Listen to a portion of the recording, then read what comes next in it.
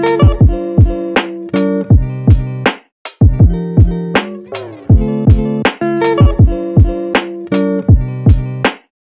Fitri Anasari dengan NIM 190384202070. Bagi definisi metode penugasan merupakan metode bagian dari program linier yang digunakan untuk mengalokasikan pekerjaan kepada subjek atau orang tertentu agar diperoleh hasil yang optimal, yakni biaya yang minimal atau keuntungan yang maksimal. Metode penugasan atau assignment method merupakan salah satu metode yang dapat digunakan untuk mencari penugasan yang paling efisien untuk pekerjaan ke mesin atau mesin ke pekerjaan menurut Liana tahun 2019. Jadi metode penugasan ini merupakan suatu metode kuantitatif untuk mengalokasikan sumber daya kepada tugas atau pekerjaan atas dasar satu-satu atau one-to-one basis.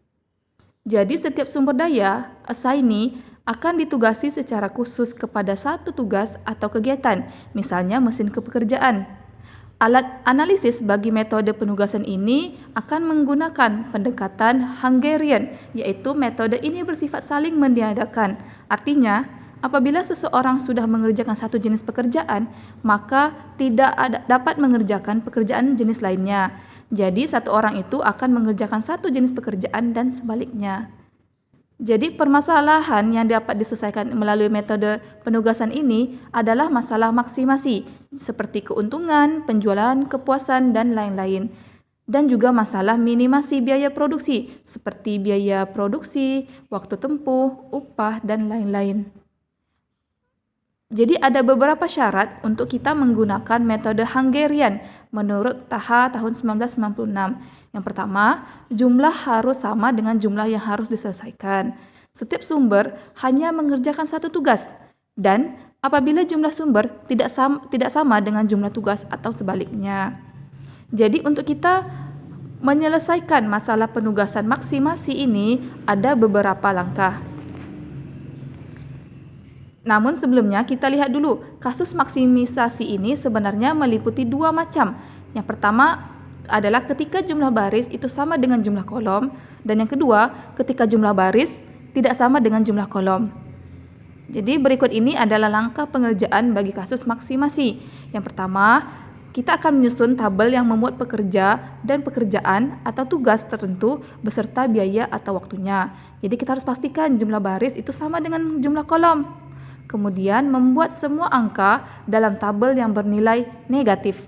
Yang ketiga, pada masing-masing baris akan dicari angka negatif terbesar, kemudian kita akan kurangkan nilai pada masing-masing baris dengan angka yang nilai negatif tersebut. Selanjutnya, buatlah garis buatan seminimal mungkin, bisa secara vertikal ataupun horizontal, yaitu sel yang berisi angka 0 di garis secara vertikal atau horizontal. Jika jumlah garis yang ada itu sama dengan jumlah baris atau kolom, maka pengerjaan tersebut telah optimal dan juga selesai. Namun, yang keenam, jika jumlah garis buatan itu belum sama dengan jumlah baris kolom, maka dilakukan proses eksekusi lanjutan dengan menentukan angka terkecil dari angka-angka yang tidak terlewati oleh garis. Kemudian kita akan mengurangi angka-angka yang tidak terlewati dengan garis itu dengan angka terkecil tersebut dan tambahkan angka terkecil tersebut pada angka yang terletak pada perpotongan garis, yaitu yang terkena pada dua garis, serta angka yang terlewati satu garis yang tidak berubah, yaitu tetap. Setelah selesai, kita akan lanjutkan kembali ke langkah 4. Jika jumlah garis yang ada sama dengan jumlah baris atau kolom, maka pengerjaan tersebut telah optimal. Yang terakhir, apabila penugasan telah optimal, jadi langkah selanjutnya yang kita akan lakukan adalah mengalokasikan para pekerja dan jenis pekerjaan yang ada. Alokasi pekerjaan ini akan dilakukan dengan kita memperhatikan angka 0 pada pekerja dan juga pekerjaannya. Mungkin itu saja bagi definisi, syarat, dan juga langkah penyelesaian masalah penugasan maksimasi. Assalamualaikum warahmatullahi wabarakatuh. Perkenalkan, nama saya Sri Hatati dengan NIM 190384202048. Di sini saya akan menjelaskan mengenai contoh 1 pada masalah penugasan maksimisasi. Baiklah, di sini saya akan menjelaskan mengenai contoh 1 dengan pertanyaan, sebuah perusahaan memiliki 4 jenis mesin. Nah, tiap mesin itu menghasilkan 4 jenis produk. Akan tetapi, jumlah yang dihasilkan untuk setiap jenis dari tiap mesin berbeda-beda. Nah, pada tabel kita bisa melihat 4 jenis mesin, yaitu mesin 1, mesin 2, mesin 3, dan mesin 4. Produknya adalah produk A, B, C, D. Mesin pertama menghasilkan produk A sejumlah 1000. Mesin pertama juga menghasilkan produk B sejumlah 900, produk C 800, produk D 700. Pada mesin kedua, produk A menghasilkan 1200, produk B menghasilkan 600, produk C menghasilkan 900, dan produk D menghasilkan 1000. Pada mesin ketiga, produk A menghasilkan 900, produk B menghasilkan 1000, produk C menghasilkan 1200, dan produk D 1100. Kemudian mesin keempat menghasilkan produk A menghasilkan 800, produk B menghasilkan 700, produk C menghasilkan 1000, dan produk D menghasilkan 1200. Nah, langkah yang pertama yang harus kita lakukan adalah membuat semua nilai dalam tabel menjadi negatif. Nah, yang pada tabel tadi kita buatkan menjadi negatif semuanya. Nah, kemudian langkah kedua, kita kurangi nilai dalam setiap baris dengan nilai negatif paling besar. Nah, di sini kita lihat nilai paling besar pada baris. Pada mesin pertama itu pada barisnya yang paling besar adalah 1000. Kemudian baris mesin kedua paling besar itu adalah 1200. Kemudian mesin ketiga paling besar adalah 1200, dan mesin keempat yang paling besar adalah 1200. Nah, kemudian nilai yang paling besar tadi kita kurangi pada baris pertama, baris kedua, baris ketiga, baris keempat. Nah, di sini kan baris pertama itu yang paling besar adalah 1000. Nah, ini kita kurangi. 1000 dikurang 1000 adalah 0, 1000 dikurang 900 adalah 100, 1000 dikurang 800 adalah 200, 1000 dikurang 700 adalah 300. Kemudian pada baris kedua, yaitu kan paling tinggi adalah 1200. Nah, di sini baris kedua ini kita kurangi dengan nilai 1200. Nah, 1200 dikurang 1200 adalah 0, 1200 dikurang 600 adalah 600, 1200 dikurang 900 adalah 300, dan 1200 dikurang 1000 adalah 200. Selanjutnya, pada baris ketiga kita kurangi seperti yang sudah saya sebut tadi, yaitu 1200 nilai yang paling tinggi. Maka kita kurangi baris ketiga itu dengan 1200. Nah, 1200 dikurang 900 adalah 300, 1200 dikurang 1000 adalah 200, 1200 dikurang 1100 adalah 100. Kemudian pada baris keempat seperti itu juga kita buat. Ini nilai yang paling besar adalah 1200. Nah, kita kurangi nilai yang di baris keempat. 1200 dikurang 800 adalah 400. 1200 dikurang 700 adalah 500. 1200 dikurang 1000 adalah 200. Nah, selanjutnya langkah ketiga. Di sini langkah ketiga itu cek apakah setiap baris dan kolom sudah memuat nilai 0. Nah, jika pada kolom belum memuat nilai 0, maka kurangi nilai dalam kolom tersebut dengan nilai yang terkecil. Nah, di sini kan tadi kan kita udah mengurangi nilai yang paling besar dengan yang baris pertama, baris kedua, nilai-nilai pada baris pertama, baris kedua, baris ketiga, dan baris keempat. Kemudian kita lihat pada kolom ini yang belum ada nilai 0-nya. Nah, kalau belum ada nilai 0-nya, maka kita harus mengurangi kolom tersebut dengan nilai yang terkecil. Nah, di sini di kolom yang belum ada nilai nolnya adalah B, pada produk B. Produk B ini nilainya adalah 100, 600, 200, 500. Nah, jadi kita harus harus ada nilai nolnya. Kita kurangi dengan nilai yang paling terendah dari kolom B. Nah, kolom B ini yang paling terendah itu adalah 100. Nah, jadi 100 dikurang 100 adalah 0, 600 dikurang 100, 500, 200 dikurang 100 adalah 100, dan 500 dikurang 100 adalah 400. Nah, di sini sudah ada nilai nolnya.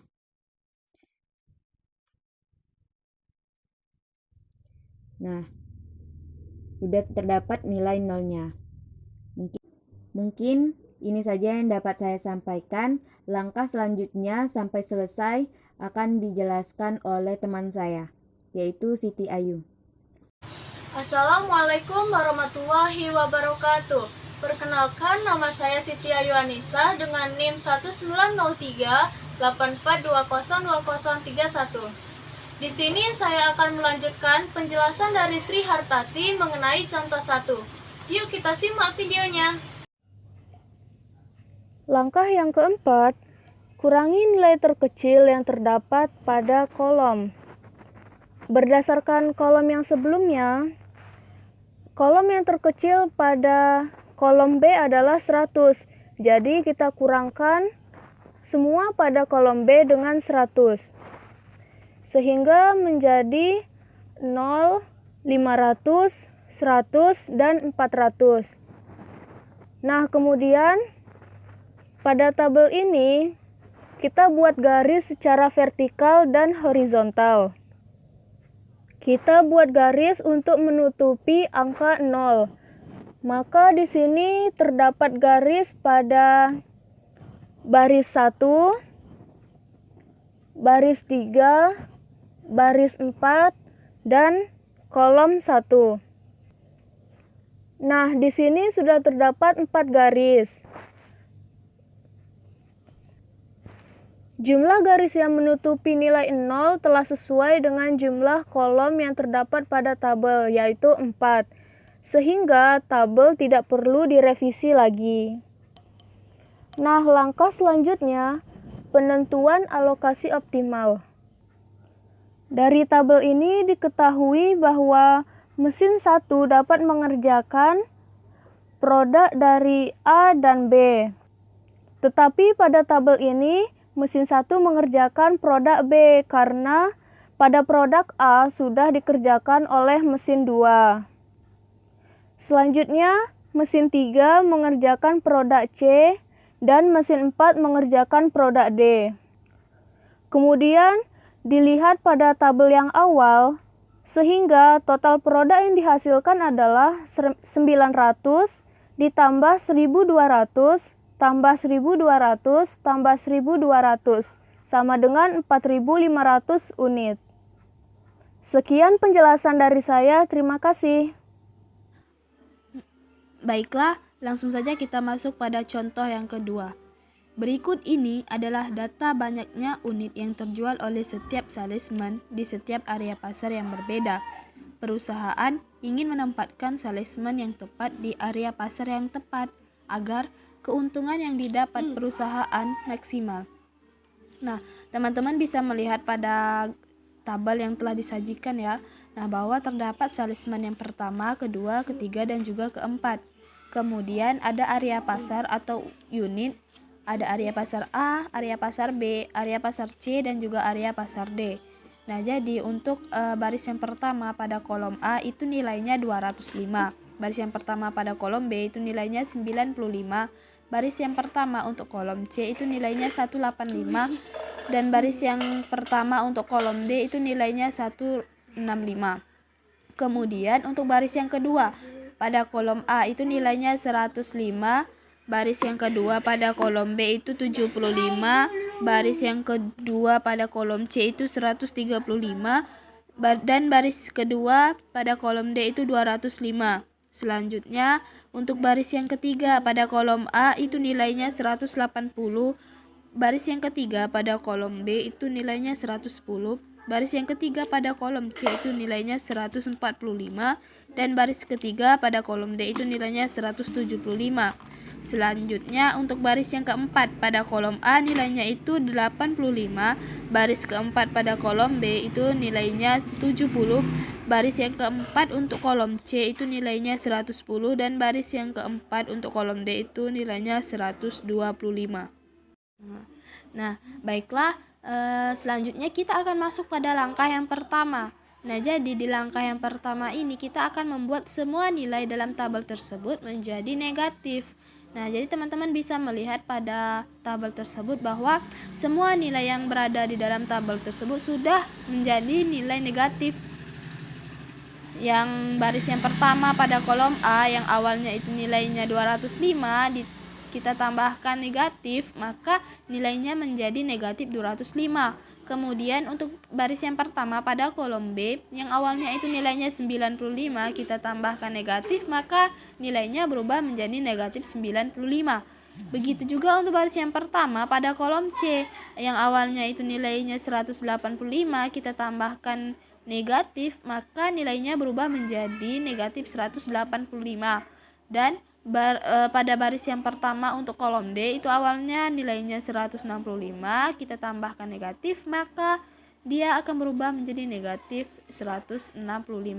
Nah, begitu juga seterusnya untuk baris yang kedua, ketiga, dan juga keempat. Selanjutnya kita akan masuk pada langkah yang kedua. Nah, jadi pada langkah yang kedua ini kita akan kurangi nilai dalam setiap baris dengan nilai negatif yang paling besar. Nah, jadi untuk baris yang pertama itu kita lihat nilai yang negatif yang paling besar itu berada pada kolom A, yaitu nilainya negatif 205. Kemudian untuk baris yang kedua, nilai negatif yang paling besar itu berada pada kolom D, yaitu negatif 205. Dan untuk baris yang ketiga, nilai negatif yang paling besarnya itu berada di kolom A, yaitu nilainya itu negatif 180.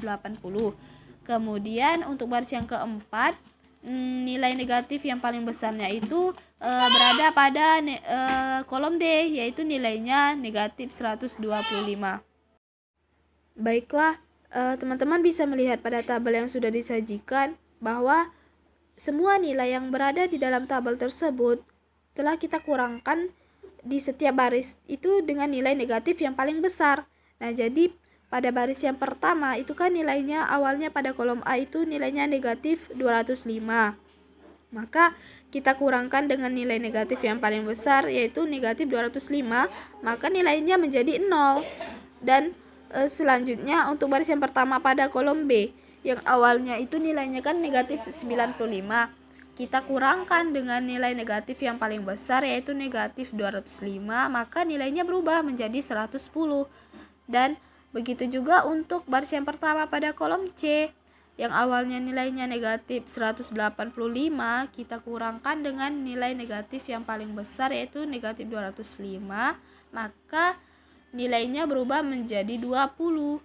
Dan untuk baris yang pertama pada kolom D yang awalnya itu nilainya negatif 165, kita kurangkan dengan nilai negatif yang paling besar yaitu negatif 205, maka nilainya berubah menjadi 40. Begitu juga untuk baris yang kedua, ketiga, dan keempat. Kita lakukan dengan langkah yang sama. Nah, jadi selanjutnya kita akan masuk pada langkah yang ketiga. Nah, jadi di langkah yang ketiga ini kita akan cek apakah setiap baris dan kolom itu sudah memuat nilai 0. Nah, jika pada kolom tersebut belum memuat nilai 0, maka kita kurangi nilai dalam kolom tersebut dengan nilai yang terkecil. Nah, jadi kita lihat pada tabel di atas, terlihat bahwa belum terdapat nilai 0 pada kolom B dan juga kolom C. Nah, nilai yang terkecil pada kolom B dan juga kolom C itu adalah 55 dan 15. Nah, jadi nilai yang paling terkecil untuk kolom B itu 55, nilai yang terkecil pada kolom C itu nilainya 15. Sehingga nilai pada kolom tersebut dikurangi dengan nilai terkecil pada kolom B dan juga kolom C.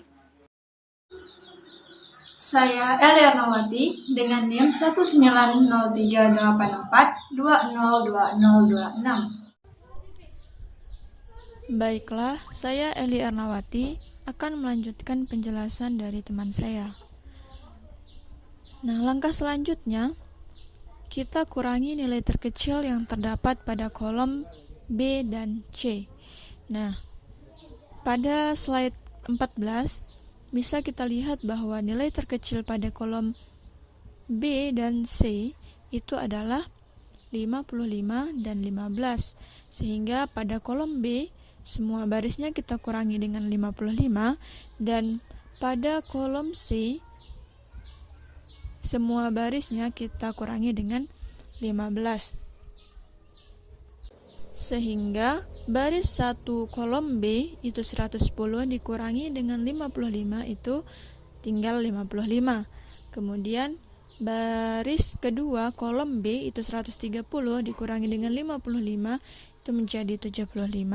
Kemudian baris ketiga kolom B itu 70 dikurangi dengan 55 hanya bersisa 15. Kemudian baris keempat kolom B itu merupakan nilai terkecil pada kolom B tadi, maka 55 dikurangi dengan 55 itu sama dengan 0. Kemudian lanjut ke kolom C. Tadi pada kolom C nilai terkecil adalah 15, sehingga baris pertama yaitu 20 pada kolom C itu kita kurangi dengan 15, maka bersisa 5. Kemudian baris yang kedua pada kolom C itu 70 dikurangi dengan 15 itu tinggal 55. Kemudian pada baris ketiga kolom C itu 35 dikurangi dengan 15 itu tinggal 20. Kemudian pada baris yang keempat kolom C itu merupakan nilai yang terkecil pada kolom C itu, sehingga 15 dikurangi 15 itu sama dengan 0. Kemudian kita akan membuat garis bisa secara vertikal dan horizontal pada baris atau kolom yang memiliki 0 terbanyak.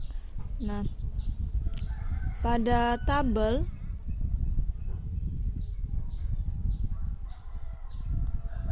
bisa dilihat bahwa kita bisa menempatkan garis secara vertikal itu pada kolom A dan kolom D.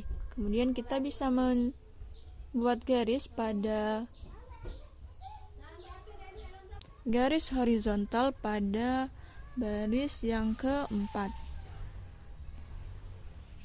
Namun bisa dilihat bahwa jumlah garis yang menutupi 0 masih lebih sedikit dari jumlah kolom.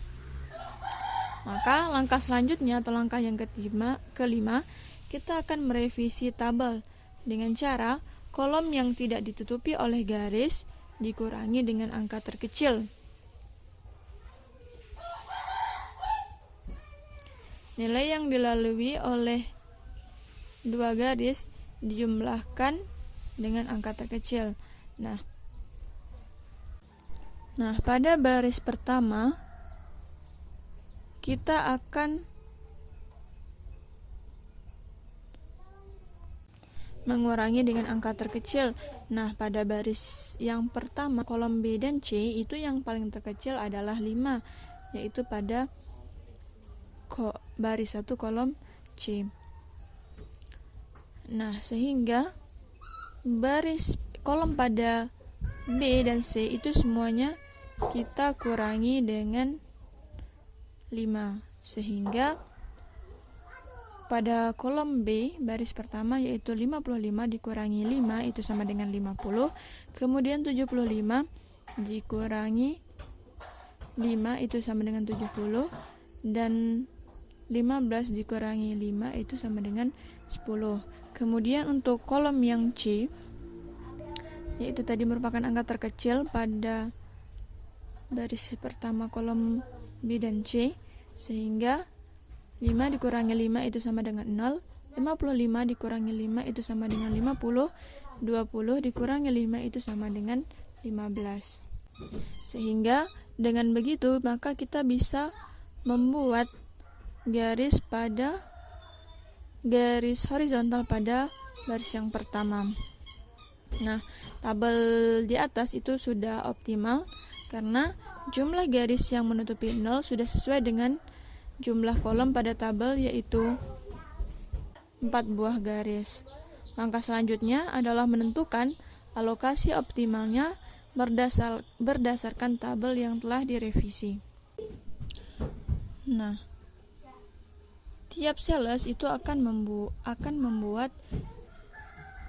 menjual ke area pasar yang berbeda. Jadi pada sales yang pertama itu dia bisa menjual pada A dan C. Namun karena tiap sales itu harus menjual pada area pasar yang berbeda, sehingga sales yang pertama itu hanya menjual pada pasar C. Kemudian sales yang kedua itu akan menjual pada pasar D sesuai dengan 0 yang ada. Kemudian pada sales 3 menjual area di pasar A. Kemudian sales yang keempat itu sebenarnya bisa menjual antara pasar B dan pasar C dan D. Namun karena pasar C dan D itu sudah ada sales yang lain, sehingga sales yang keempat akan menjual pada pasar B. Sehingga total penjualannya adalah 185 karena nilai yang pada pada slide 12 tadi, nilai yang memenuhi pada baris 1 kolom C adalah 185, kemudian ditambah dengan 205, itu nilai 0 ini kita ganti sesuai dengan tabel yang di awal, yaitu 205. Kemudian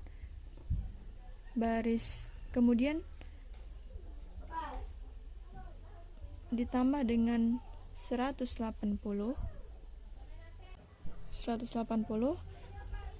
karena 0 pada baris 3 kolom A adalah 180. Kemudian pada sales yang keempat, yaitu di pasar B, sehingga kita ganti nilainya dengan 70, sehingga 185 tambah 205 ditambah 180 ditambah 70 itu adalah 640 unit, sehingga total penjualannya adalah 640 unit.